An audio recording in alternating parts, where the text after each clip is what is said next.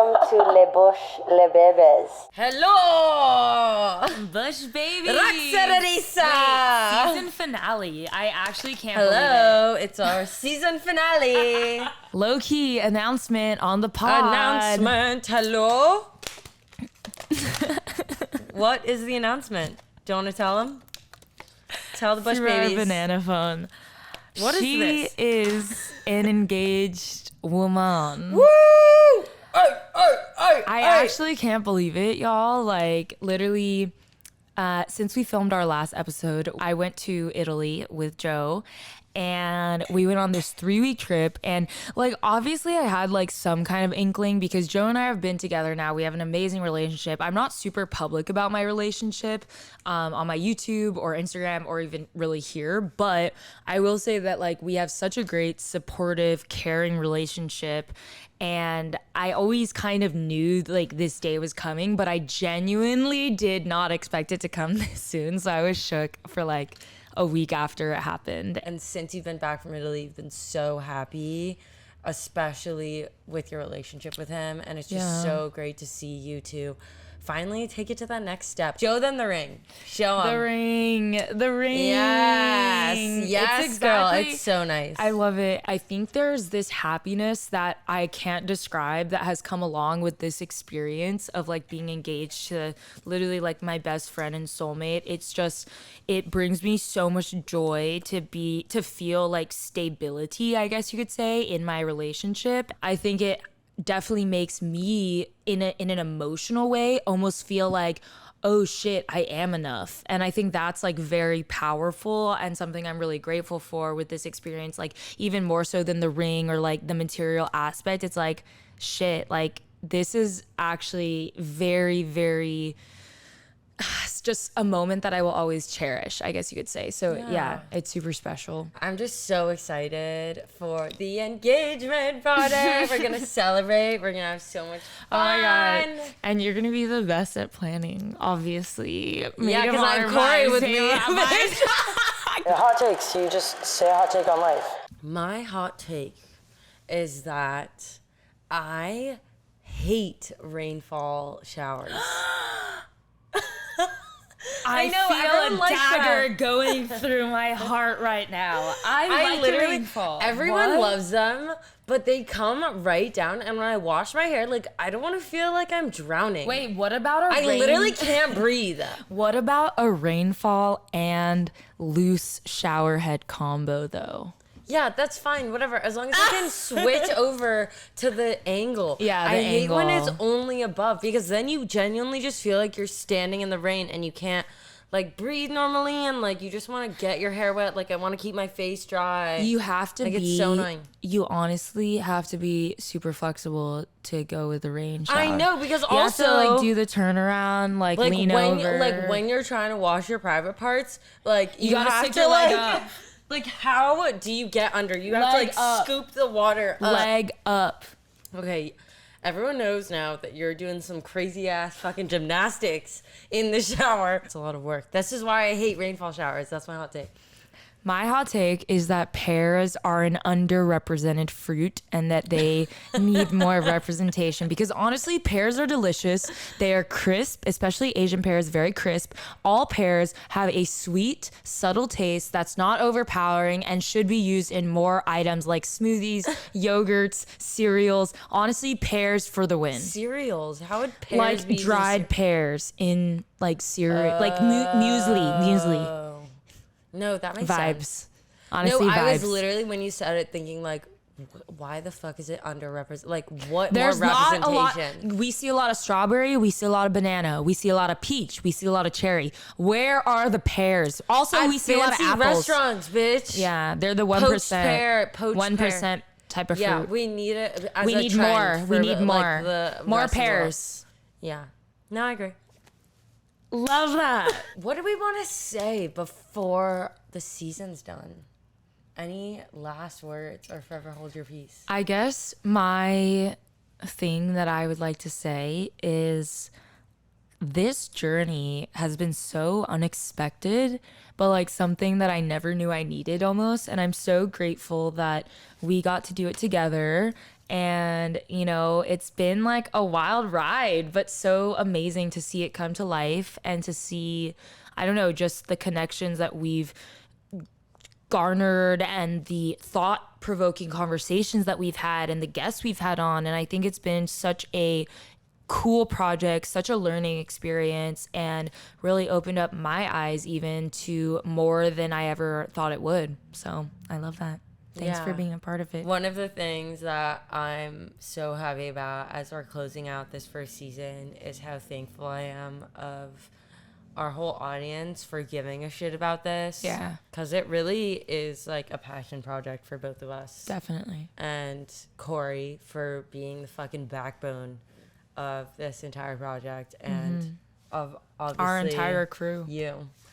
Because I have been behind the scenes my entire life as far as like work I've produced, and it's so rewarding but also nerve-wracking to be finally like in front of the camera and doing stuff, and I literally could not have done it without you, because there have been so many times where we start filming and I'm like nervous, but it's just I remind myself like, oh, it's just me and Rox like chilling. Honestly, I'm so proud that you have put yourself out there. It takes a lot to like put yourself on the internet and do so with confidence and do so while remaining to your core values and morals and being who you are. So I'm really proud of you for like putting yourself out there and doing this damn thing. Cheers to our first season. Cheers. All right, let's go with the final episode where we're talking about the history of nails and the history of heels and what happened with that. Like, I have so many questions and I can't wait to hear you talk about it, Rox, about like why nail decoration is such a feminine thing. And obviously now that we're in like the trendier like e-boy world of society, there are a lot of men who are now rejecting that idea of it being feminine and doing Which it. we love.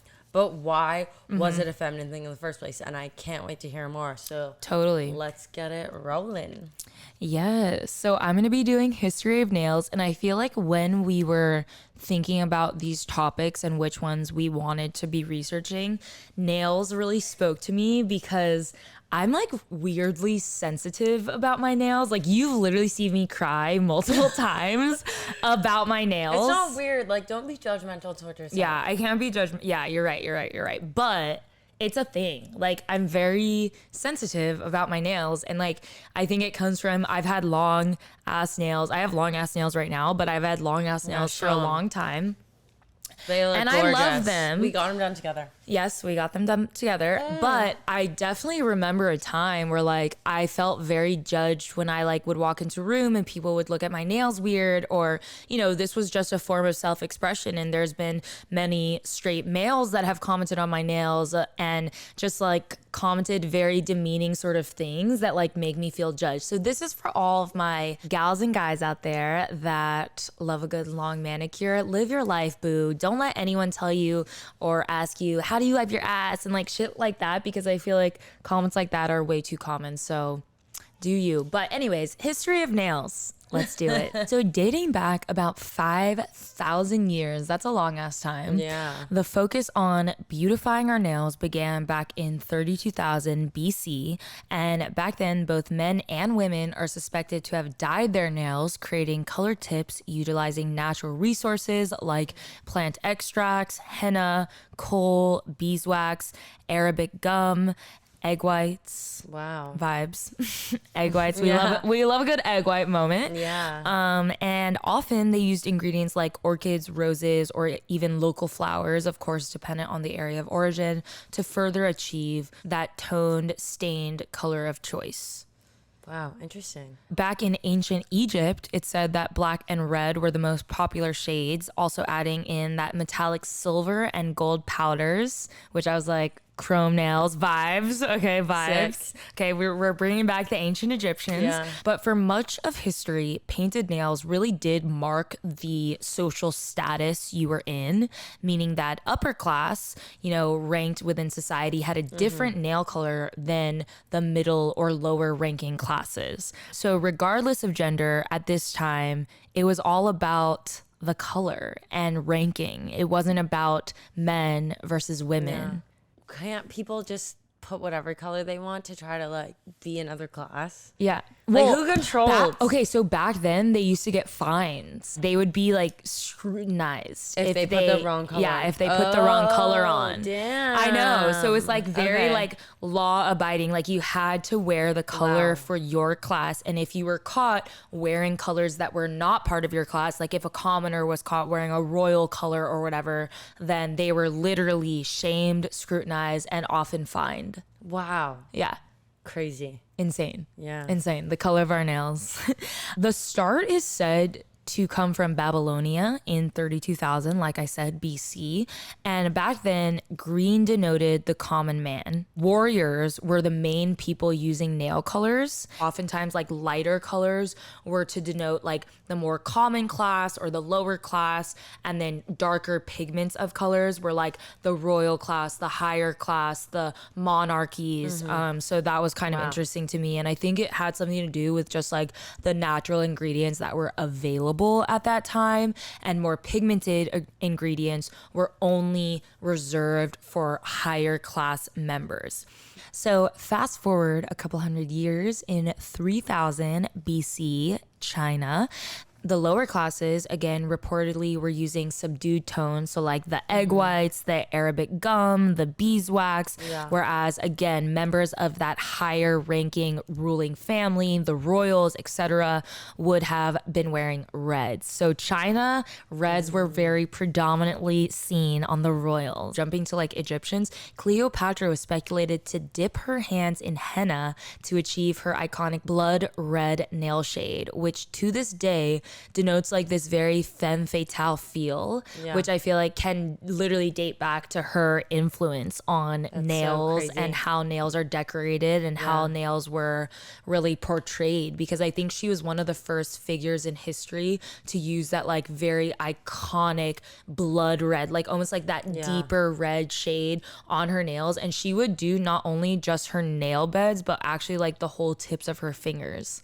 Wow. to add to that like aesthetic. And I mean, we love the aesthetic, Cleo. We should do that. I know, I feel like that'd vibes. be cool. It really is interesting that for a lot of history, the act and art of painting nails was nearly a genderless act. Like it wasn't reserved for one gender versus the other. It was kind of mainly men and women participating in the act of decorating their nails. And there's not a lot of historical documentation on exactly how the act of painting nails has shifted into like our modern society as more of a feminine expression. But history does say that by the 1800s, this shift had most definitely taken place. So sometime between that era, which is a huge era, but again, not a lot of documentation was apparent on the webs, but that shift had definitely taken place. So by the 1800s, women were really the ones vying for manicures as a sign of cleanliness and again, status. Like I think at that time, it was very much so like the lower classes were viewed as dirtier. So I think that for women of that time, it started to become this thing of like, I'm well groomed, I'm clean, I'm ready to go, I'm a higher class, like I have elegance to me. And I think at this time, like really the modern social construct of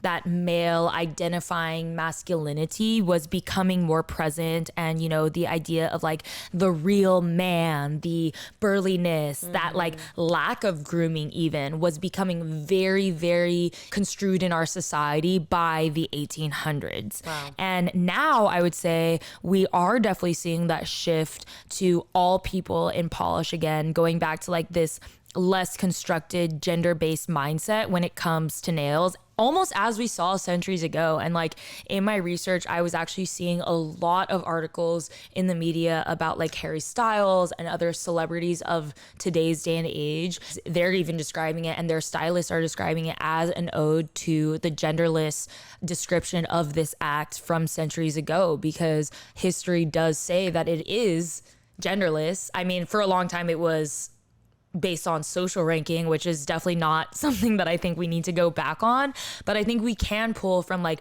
the gender ties that come from like the origins of the art of painting our nails. Yeah. And even in like on TikTok, LA and New York, I feel like this trend of men in polish is popping off, but I'm hesitant to even call it a trend, because like I truly hope that it isn't. I truly hope that it's something that sticks around, that's something that is more ingrained into like the younger generations growing up, that like, fuck it, it's not about men or women, it's about you and your own opinion and your own choices with your self-expression. And if you want to fucking paint your nails, or if you want to add long ass 12-inch nail extensions, like do it, you know what I mean?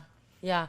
I also want to add though, because we mentioned Harry Styles as being like the one who's doing his nails and like the forefront of how gender expression isn't the same as gender identity and sexuality, but he is running because of so many other people like pushing that boundary before him, including For like, sure.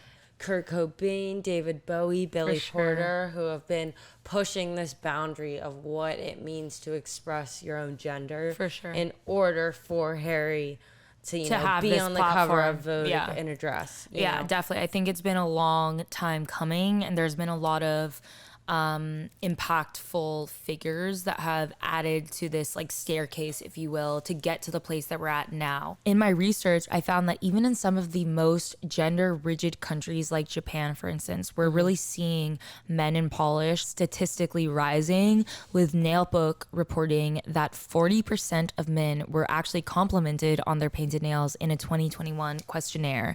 And in a direct quote, it says that the results of the survey also showed that men were not painting their nails to garner popularity with the opposite sex.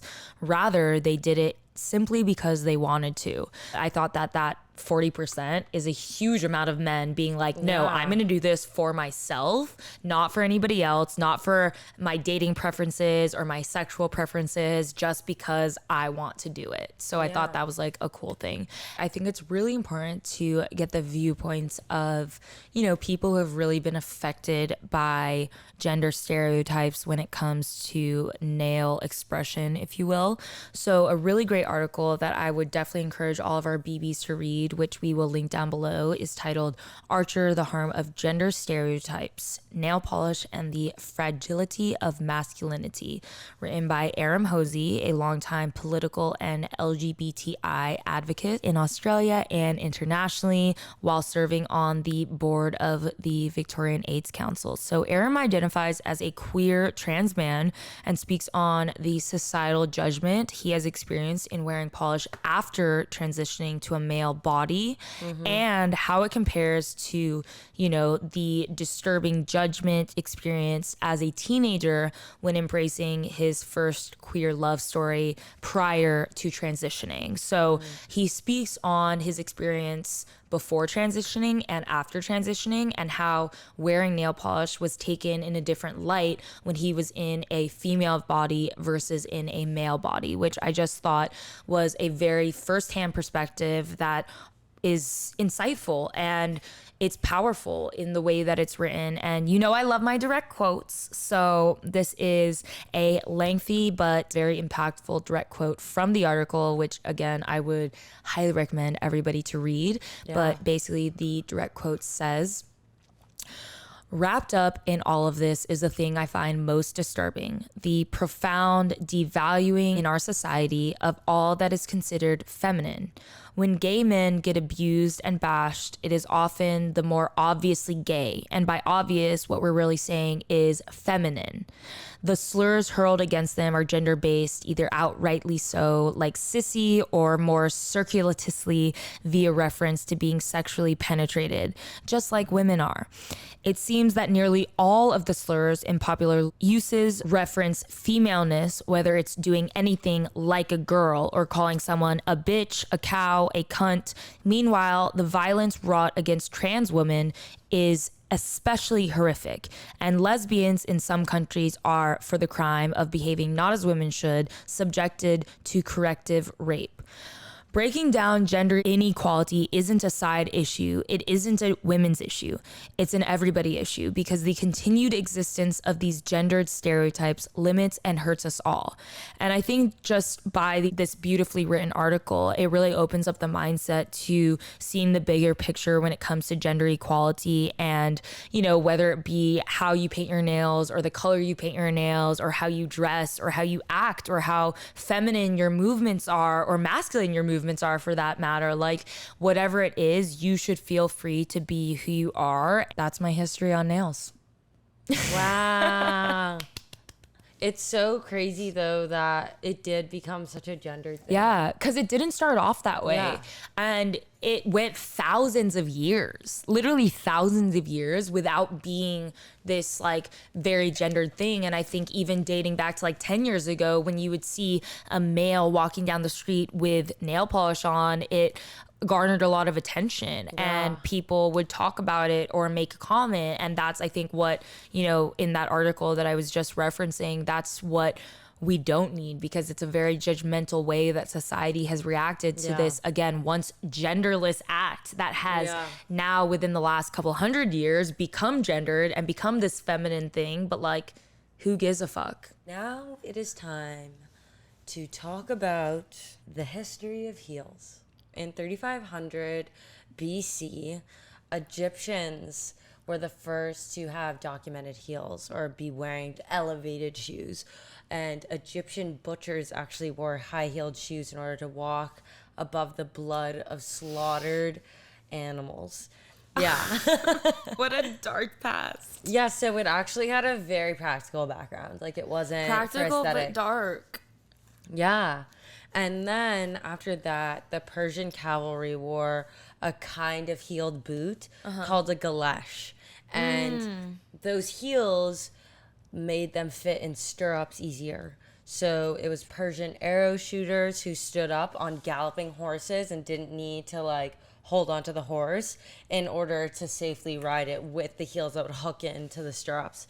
That is now kind of translated and seen in like the Western cowboy boot, which still has a little heel because it serves that same purpose of like hooking into the stirrups. And back then in Persia, it was a status indicator because it meant you owned a horse if you were wearing them, which was of elite status. Skip to the 11th century. The Pope notably began wearing red-heeled shoes, which was something to call out because it's the first time in Western society that people were starting to wear heels.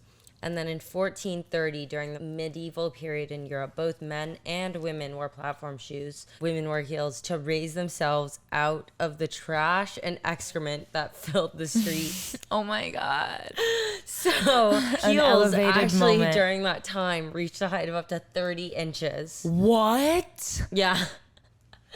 As a So- way to raise yourself above all the garbage Platform in the vibes. streets. Yeah, deaf platform We love vibes. a platform moment, And honestly. then there was a Venetian law that limited the height to heels to 3 inches, but the regulation was ignored.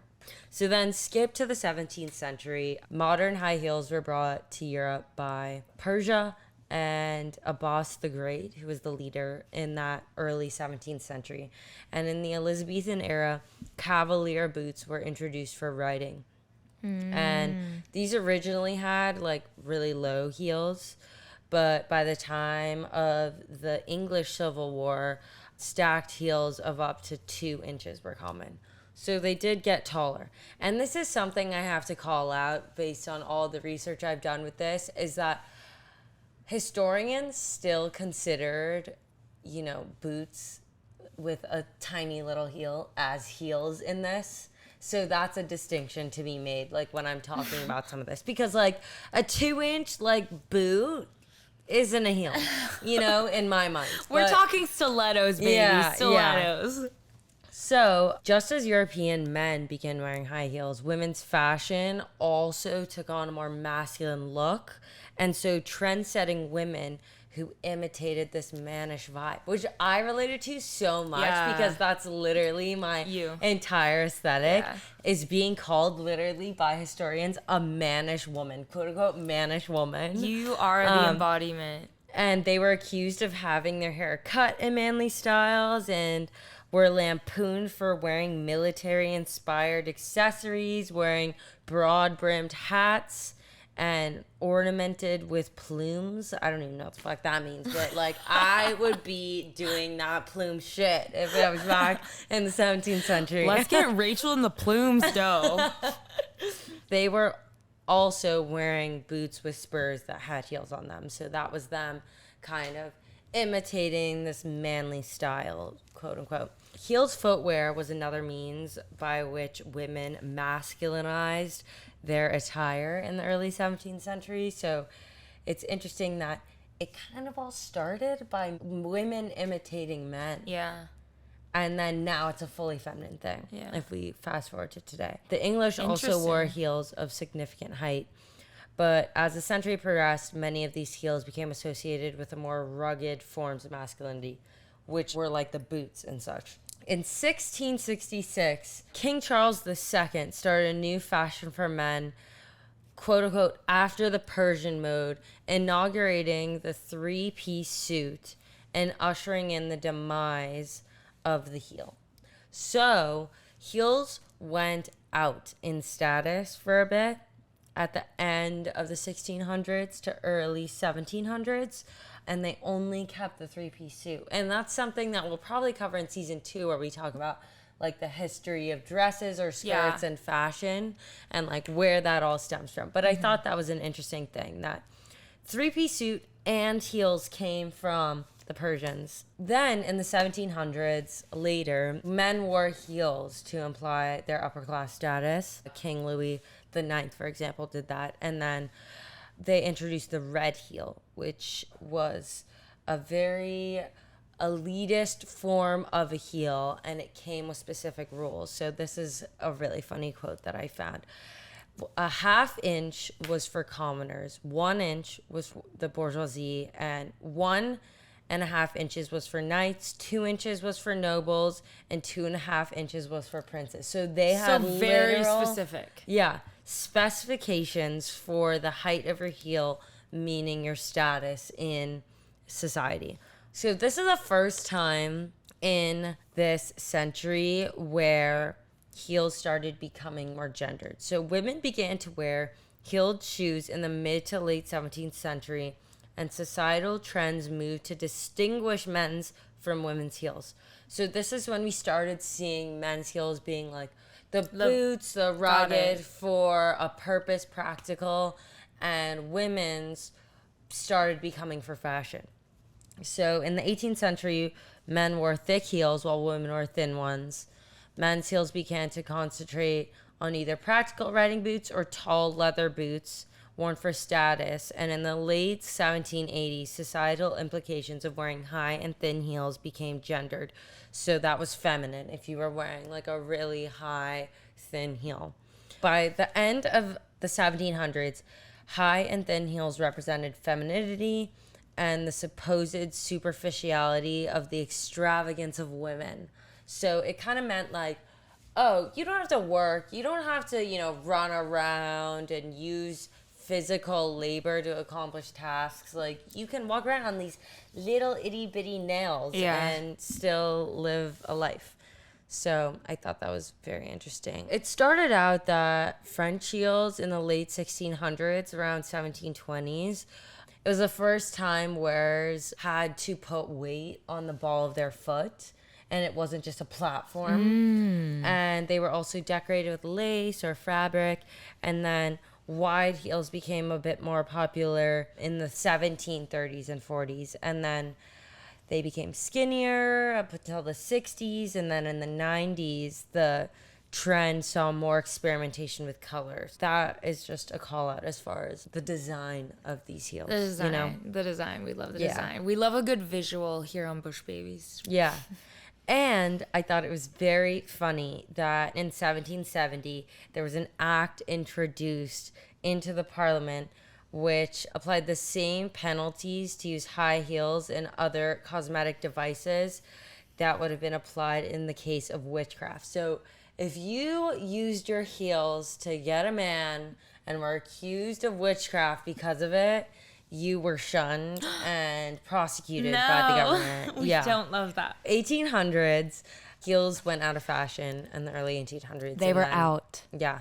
Not They the said vibe, no. love. They were like, nah, girl. And then in the 1850s, they increased with the invention of mass production of the sewing machine. So heels were easier to make, so then they became really popular again. The two most popular heels at this time were the pinnet heel and the Cromwell heel, which is so crazy to look at when you look at the photos. And if you're on our YouTube, you'll probably get to see them. So by the 1900s, when the two world wars happened during the 20th century, it led to a shortage of materials.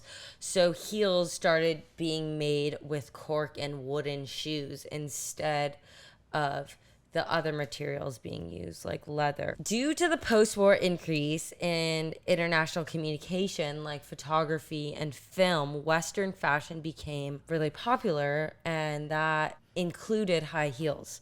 So the obsession with high heels spread globally as communication increased and Western civilization influenced the rest of the globe. So in the early post-war period, brown and white pumps with cutouts or ankle straps became very popular, and open toe. So that's when we're seeing, you know, us having to get our nails done just to wear fucking heels, which I am against. And honestly, the two topics collide. The nails are shown in the heels because open toed has entered the chat. Heels, baby. At this time, high heel shoes became a symbol of professionalism for many women in the West. Leather and rubber thick-heeled boots became popular for men, and it was associated with the military and masculinity. So that's another time when, like, the divide became even larger between, like, feminine heels and masculine heels. And this is why I brought up earlier why it's so interesting that they still consider these boots as heels. Because in my mind, like, a military boot with like this much of a heel is not like what our focus is. Right. But it's interesting that, yeah, they do still have heels if Yeah. we're talking about it in like a literal sense. So in World War II, we saw the popularization of the pinup girl and pinup girl posters. And every single woman in those had heels. Like a big ass stiletto. Yeah, and the booty was out, the tits were out. We were like trying to inspire everyone to fight for America. We were like, let's use our bodies, let's fight. Yeah, this led to an increase in the strength of relationship between high heels and feminine sexuality. So in 1950, the tall and skinny stiletto heel was invented for the first time and became an emblem of female sexuality.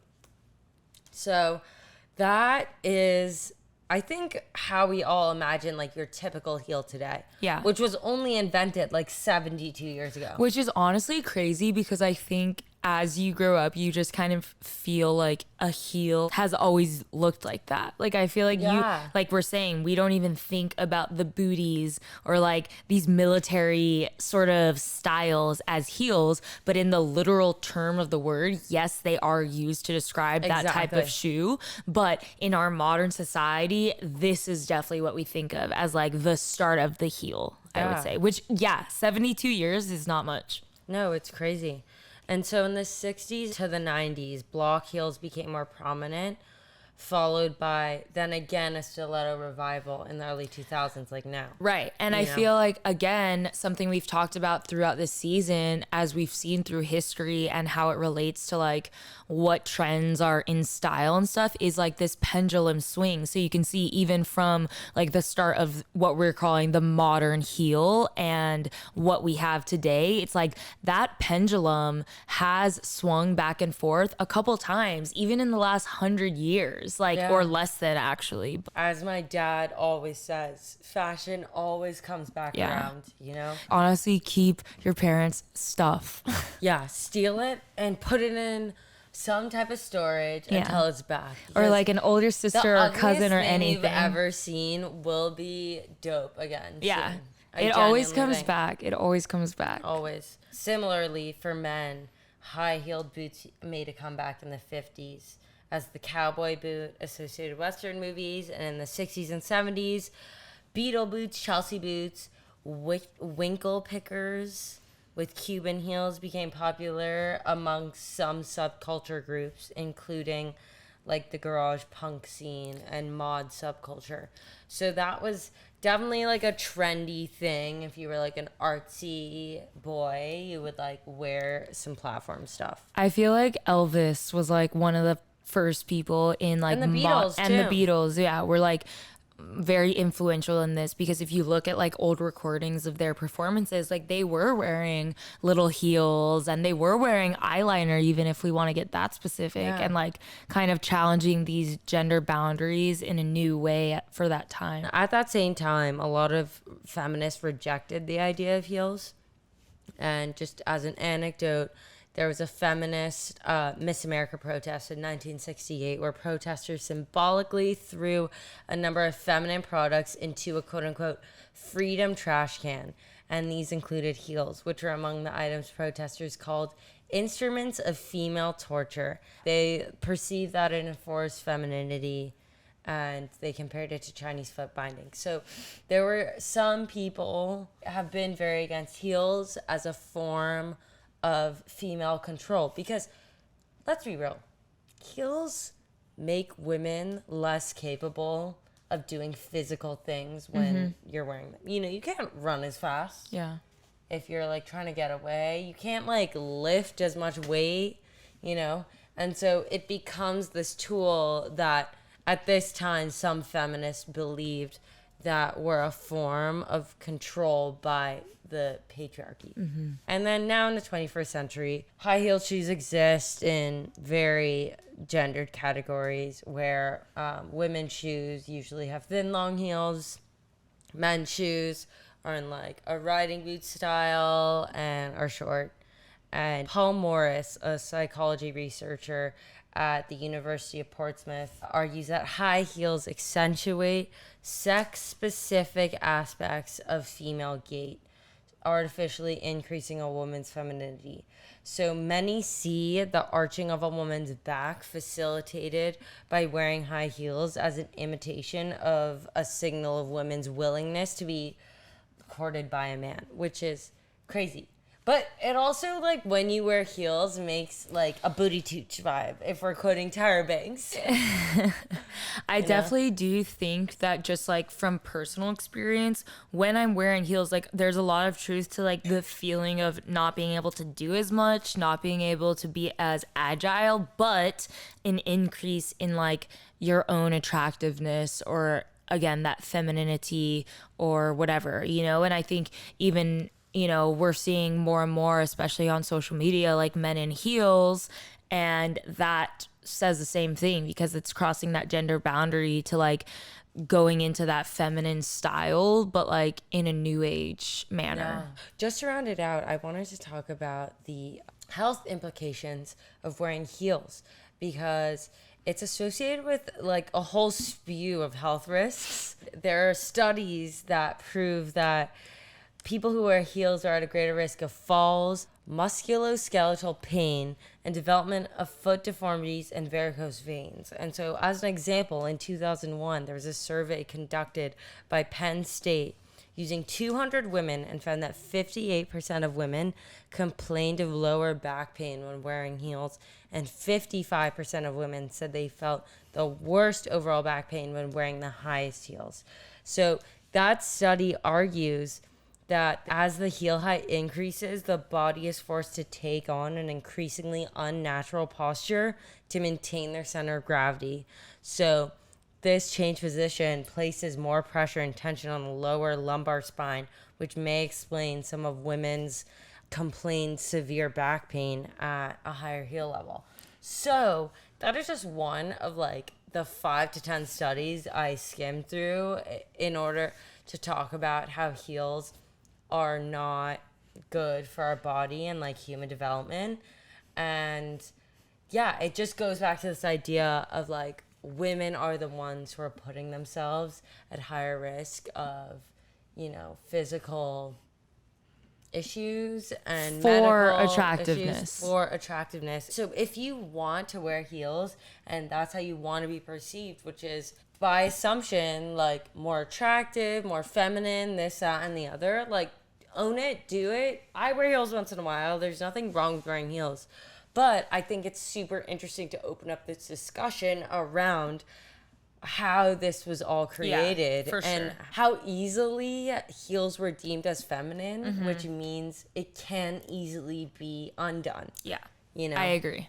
For sure. Thank you guys so much for watching season 1. Oh my God. I can't believe we're done. I'm so sad that we're done. I know, but look out for season 2. And obviously, as always, make sure to check us out on our website, our Instagram, YouTube, TikTok, Discord. Also, we haven't even mentioned this, but merch. We have merch, y'all. Baby. Bush babies. We Bush have baby merch. tanks. We have the cutest trucker hats. We have totes, stickers, all kinds of amazing goodies. Yeah. So definitely check out the website for that. And we also wanted to call out Aperture because they have provided lighting and our lighting looks incredible. So thank you, Aperture, for upping our studio setup. We love you. And with that is season 1 wrapped. Oh my God. I can't believe it. Thank you so much for watching. You can find us on TikTok, Instagram, and YouTube at Bush Babies World, as well as our personal accounts at Rox Rachel and at Rachel Tra. And make sure to join our Discord to be an official part of the BB community. Make sure to stay up to date with everything we have going on at www.bushbabiesworld.com.